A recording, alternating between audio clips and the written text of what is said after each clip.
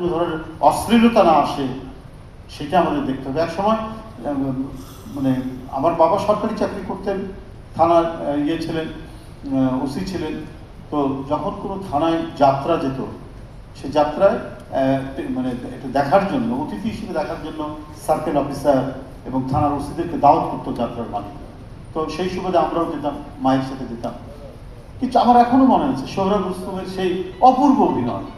তার বগরা খান তাকে দিল্লির সুলতান হওয়ার জন্য তার বাপ অনুরোধ করছে, কিন্তু বাংলার যে সৌন্দর্য, বাংলার প্রতি তার যে মোহ, বাংলার প্রতি তার যে মানে আকর্ষণ, সেই ছেড়ে সে দিল্লিতে যেতে চাইল না, তার নিজের ছেলেকে পাঠিয়ে দিল।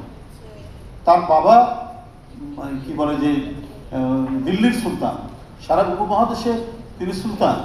এখন পরবর্তী তার বাপের পর তার ছেলে হবে, তার ছেলে তখন বাংলার শাসক, কিন্তু সে বাংলা ছেড়ে বাংলার বৃষ্টি, বাংলার গাছপালা, বাংলার সম্পদ এটা ছেড়ে তিনি যেতে চান না। এটাকে এত সুন্দরভাবে যাত্রাপালার যারা রচয়িতা, তারা এত সুন্দরভাবে এটাকে ফুটিয়ে তুলেছিলেন। সেই ছোটবেলায় তখন কোন ক্লাসে পড়ি, ধরুন 5-6-এ পড়ি, ওই বগরা খান বাংলার সুলতানের উপর যে ভিত্তি করে যে যাত্রাপালা এতই মুগ্ধ করেছিল আমাকে, ওই সময় বুঝতে পেরেছিলাম যে তখন হয়তো কত 69 বা 68 হবে সেই ছোটবেলায়, যে আমাদের দেশে মানে একটা জাতীয়তাবাদী যে ধারণা, সেই ধারণার ভিত্তি তৈরি করেছিল যাত্রাপালার রচয়িতারা সেই দিন।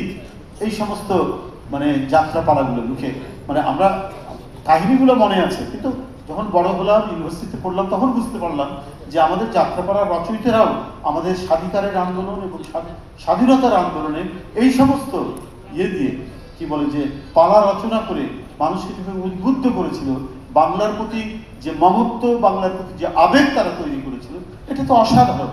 কিন্তু আজকে কেন মাজারের পীরকে হত্যা করা হচ্ছে? আজকে কেন বাউলদের উপর আঘাত করা হচ্ছে? এই আঘাত তো আমাদের সংস্কৃতির মর্মমূলে আঘাত।